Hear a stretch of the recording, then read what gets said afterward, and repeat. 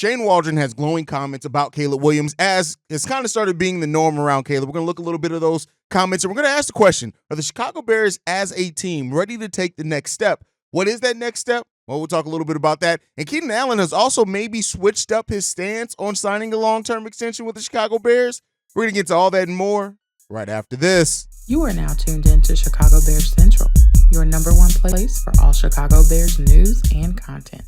What's going on, Bears fans? Welcome to another episode of Chicago Bears Central, your number one spot for everything Chicago Bears related. I'm the host, Haize, but more importantly, you guys can follow the channel at Chi Bears Central on every social media platform that we happen to be on. With that being said, let's go ahead and get into this content today, y'all. So, Shane Waldron is the latest person to have really, really glowing comments about Caleb Williams, and it's becoming the norm. Now, again, I know some people, especially pessimistic Bears fans, are asking themselves, well, is this just what they're supposed to be saying right now? But I think it's the words when you just really hear them. And so Shane Waldron really going over it, and I'm going to go ahead and play his comments here. And what have you learned about Caleb over the past 6 to 8 weeks? I think confirming a lot of the things that we had gathered during the draft process, his competitive nature, his willingness to learn, his desire to know the why on everything that's happening, so that he's not just out there robotic trying to just run a play. He's out there really learning it, really understanding it. Knowing there's a long ways to go in terms of, going from one offense to another, but not skipping any of the steps, and knowing in order to achieve greatness, he has to put in a lot of hard work, and he's really backed that up with what he's demonstrated so far in the time we've been around him. This is not the first time that we've heard about Caleb Williams asking the right questions, wanting to be kind of over-prepared in a sense. And the thing that Caleb Williams is going to hopefully bring to this team is just the fact of quarterback. It's being a better quarterback than what we've had after Mitch Trubisky and Justin Fields. And that's not to say that Justin Fields, he was a great athlete, things like that. And I still think there's some development there to be done that Justin Fields can do. But Caleb Williams and what he's theoretically bringing to the Chicago Bears team is the quarterback portion of it. While Justin Fields, Mitch Trubisky had to, they failed at kind of learning how to be a quarterback and lead a team. Caleb Williams is coming in and seemingly having kind of a lot of those things already there, ready to go. So, listen, Caleb Williams just wanting to absorb the most information possible. We already heard that he's the first in at practice, last to leave, right?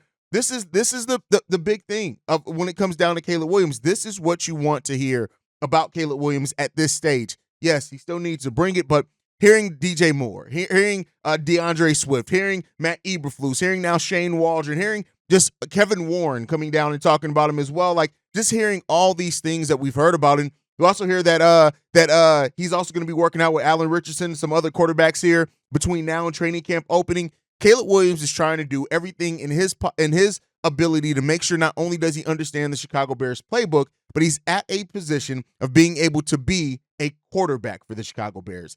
And that is what it seems like this team has set him up to do, is put him in the best situation to quarterback the team.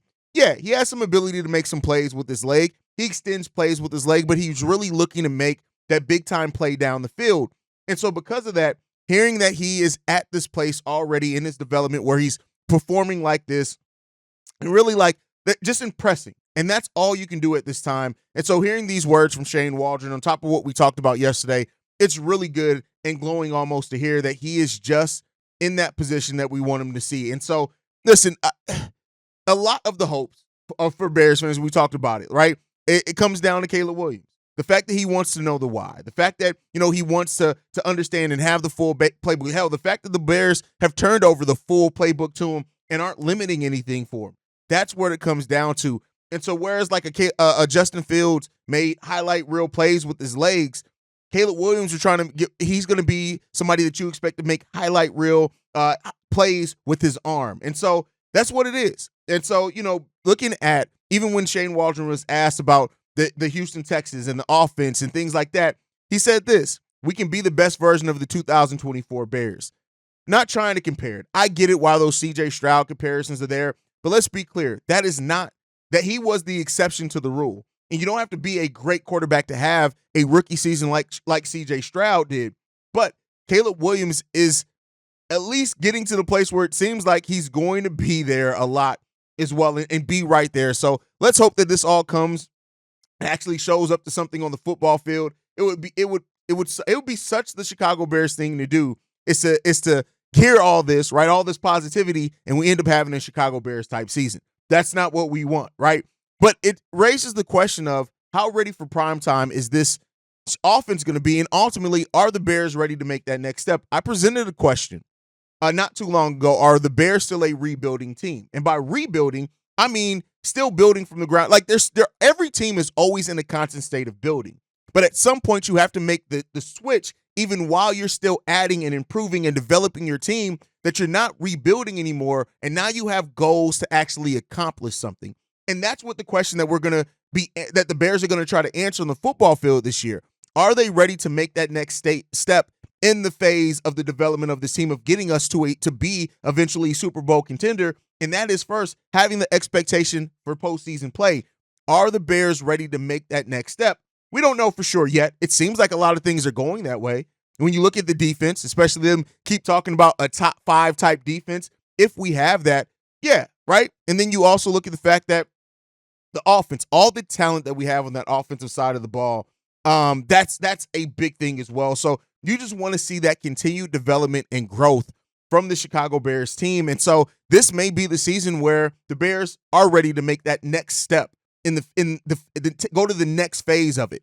That's no longer rebuilding. That does not, and so often people hear the term rebuilding and think that means that we're saying that we're done adding to the team or done developing or done still needing pieces, building blocks. No, by rebuilding, it means that you're no longer just in the development phase.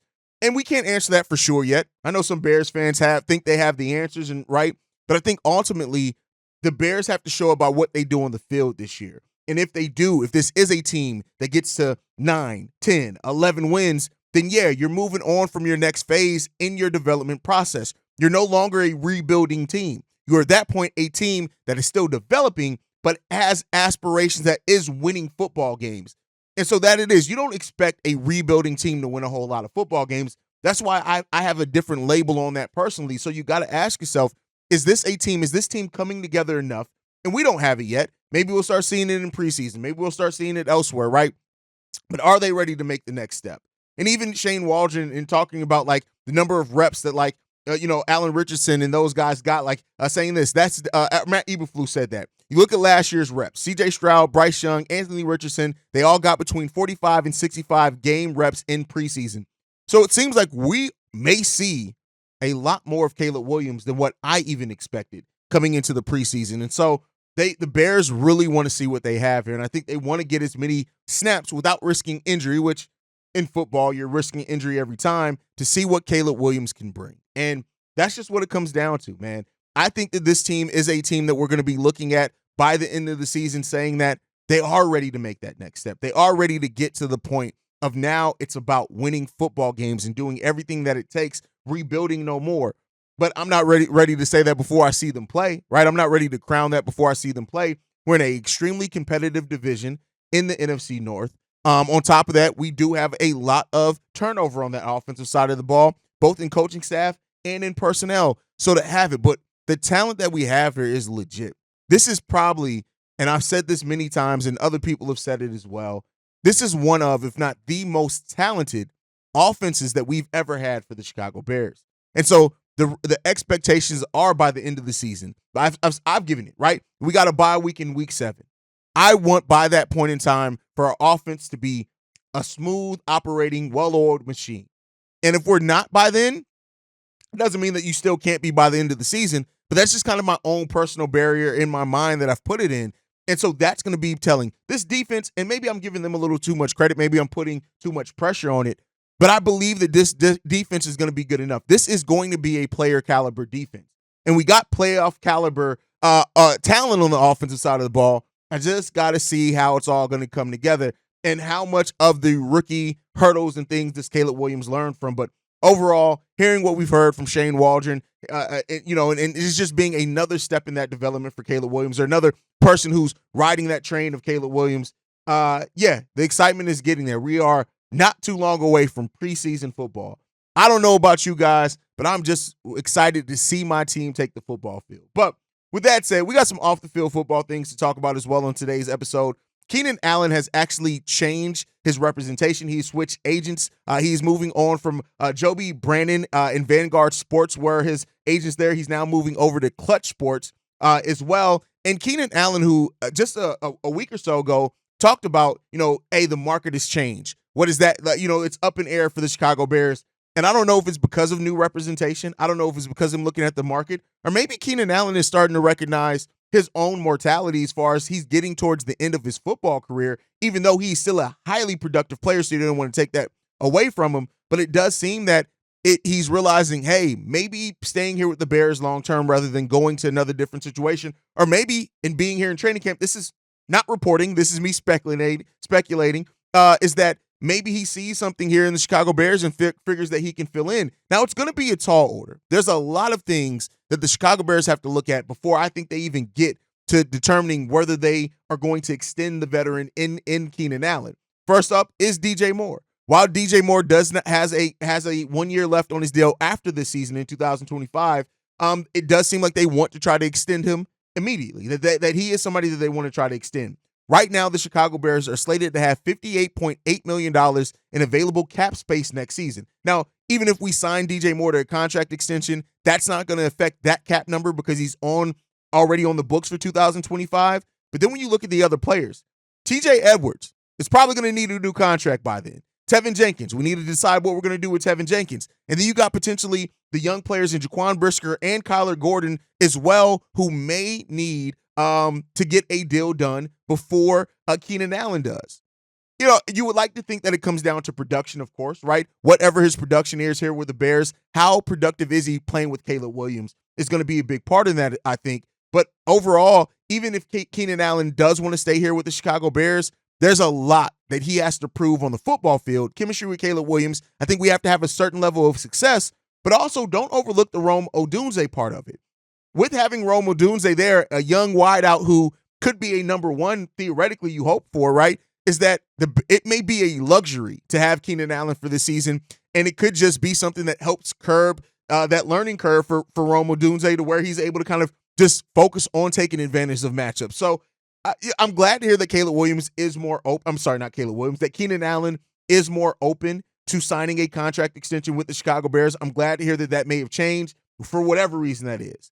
But even with that said, even if he wants to sign one, it still has to be, what do we always talk about when it comes down to Ryan Poles? The value and the production. And he's going to have to see a reason why the production that Keenan Allen has is a reason to cut into some of that cap space that the Chicago Bears, with having $58 million slated right now in cap space, and you have a guy in Rome Odunze who probably by the end of the season is going to be ready to step up into your spot. So it really comes down to a lot of those things. But like I said, TJ Edwards, the way he's played last season, no reason to believe he's not going to get a contract extension. We know how they feel about DJ Moore. Tevin, it's more up and down, right? I do think there is a complete possibility that Tevin Jenkins is maybe playing his last season for the Chicago Bears, right? And then you look at Jaquan, you look at Kyler Gordon, who also could get contract extensions. So there's a lot to be said there, man. But hey, we'll see. We'll see. We know that Ryan Poles looks forward. He looks ahead. And, next offseason, there are a lot of guys that I do think that if we have the success that we hope that we're going to have, that are going to be prioritized in getting contract extensions before Keenan Allen. But we'll see. Ultimately, though, let me turn that over to you guys. How do you guys feel about Keenan Allen and the chances of him re-signing here with the Chicago Bears? Do you, like me, think, hey, got to come down to how do you stay healthy? How well do you perform with Caleb Williams with the wide receiver core? Or do you think that, also like me, that you got to take care of those other guys in positions of need first? Because, listen, DJ Moore, position of need. TJ Edwards, with the way that he played last year, position of need. And then Jaquan Brisker, Kyler Gordon next offseason as well, especially if they play like we think this secondary is going to play, could be up for an extension. So it's going to be a balancing act by the Chicago Bears, but I think that those players are all kind of before it comes down to Keenan Allen as it stands right now. Maybe that changes over the course of the season once we see how Keenan Allen performs with this team. But let me know what you guys think on all that down below, as always. But with that said, there is something else that I want to talk about, and that's we talk a lot about the expectations that Caleb Williams has for himself. We talk a lot about that. The expectations around the franchise, right? The expectations that fans have, the expectations that Ryan Poles have, that the coaching staff has. But there's another rookie on this that has tons of expectations for himself, and that's Rome Odunze. And he was talking about his own expectations and things like that and goals that he has set for himself in this season, and he has lofty goals. When you look at Caleb Williams, he says to this, I went to school with Puka Noka, so I absolutely chasing that. When you look at it, that's when you look at what Odunze had last year in 2023-24, the fact that he had 13 touchdowns for Washington, Caleb Williams is trying to bring, Rome Odunze is trying to bring all of that to the Chicago Bears next season. And I don't know how much opportunities he's going to have when it comes down to it, only because of what and who and how this roster shaped up, right? He's going to get opportunity. He's going to get a lot of targets. But when you have 3 wide receivers, the nature that the Chicago Bears do, I know they said that the race to 1,000 yards as a competition inside that wide receiver room, and that's going to be fun to watch, right? But if you can have that, and when you look at Puka and the rookie season that he had last year, 17 games played, he had 105 receptions for 1,486 yards, 4th in the NFL, and 6 touchdowns. So when you hear something from like Rome saying that he wants to bring that to the Chicago Bears, that's huge, lofty goals, and there's no reason to believe that he's not going to do everything that he can to achieve it. What we have here is the fact that we even have a quarterback with the expectations, a wide receiver room that is going to help him live up and has their own expectations. Again, this just goes back to what I said earlier. When you look at all this comes down to, we have the most talent that we've ever had in an offense, and I'm excited to see it all come to fruition. I'm excited to see how it all plays out. I know a lot of my Bears fans, compadres, are too, and it's going to be fun to watch. But with that said, we also got to get a little bit into the mailbag because it's been getting in, and Darius has been calling a lot. I don't know, like somebody go find Darius a hobby because he's been calling a lot. But we're going to go ahead and play this voicemail from Darius now. What's going on, guys? Darius from Dallas here. Y'all been talking a lot about Nate Davis recently, so I just want to call in and kind of get my thoughts on him. The human element of it, your heart goes out to somebody who loses their mother. Lord knows I don't know what I would do. I almost lost my mother a couple of years ago, and I just about had a heart attack. Still kind of traumatized from it, to be honest, so I get it. But at the same time, and I remember that going through that process with my mother, she's in ICU, I still had to take my butt to work every day. My job did not give a damn. They didn't have bereavement or nothing like that. So it's kind of hard because, like myself, and I'm sure, everyday people listening to this episode, man, if we have stuff like that happen to us, man, we still got to go to work. We might get a couple days off, maybe a week, but we ain't getting no 2-3 weeks, let alone a month or missing half the year. And so it's kind of hard for everyday people to relate to that, to be honest, because we got to go back to work, and as fans, we're sitting here looking at it like, dude, you got a 3-year deal, man. Now the bright side of it is this, only 2 years of that contract are guaranteed, 3 years, $30 million, only $19,250 guaranteed. All right. So that's basically he's getting that last year and this year guaranteed. And if he don't ball out this year, we can let his ass go next year and it's not even counting against the salary cap. So he better get it together. I do like the idea that we do have replacements already. Ryan Bates already played the position, pretty good at it. Coleman Shelton, like, he's going to give us some solid center production.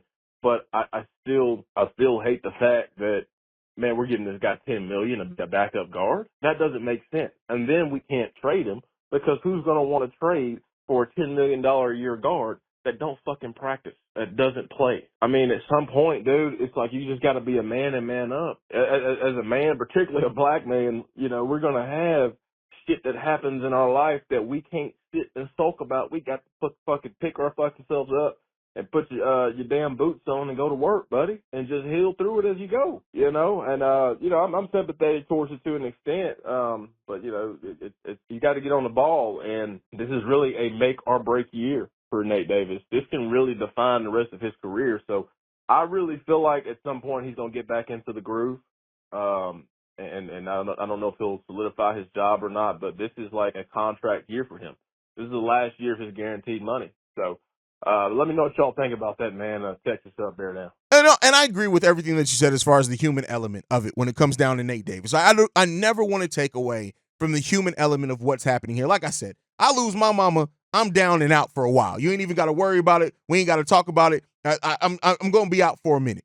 But when it comes to it as well, like Nate Davis still does have a job to do. And it's unfortunate, but when you're, to your point, when you're paying $10 million for a guard and you aren't getting the production that you hope for, you have to start looking at some other things. And I'm not here to say that maybe they don't look to trade him or whatever. Like, I don't know what's going to happen with Nate Davis. It can go, hopefully, in the way that he performs and plays best, and we're not even talking about it. If Nate Davis is on the football field, performing well, and that would be the best case scenario, because at that point, we're not thinking about all this. We're just focused on the fact that he's performing, he's out there, we're good.